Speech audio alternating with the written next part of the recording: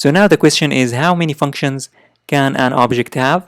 There is no limit to how many functions an object or a class have.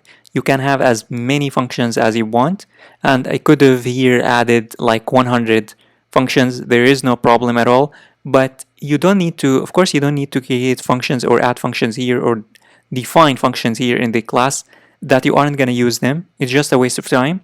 So you need to know why you need to create that function before you create that function. This is one thing. Another thing is that how many properties an object can have. An object can have as many properties as it requires. There is no limit as well.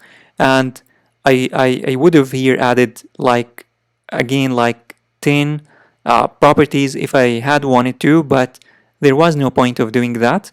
So if you want to create a new property, you can here say you can pass it here, or you can even say here self, and then say dot car, let's say model, and then model is equal to, and then you can pass here the model, and then model is equal to model.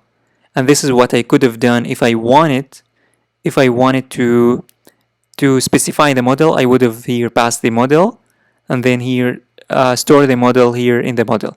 And it's always recommended to pass a default value, because otherwise you might get an error and you might get stuck. So I recommend passing a default parameter, in case you forgot to pass that parameter. You already have the default value, and it can be an empty object. It can be an empty string or a number. It doesn't matter.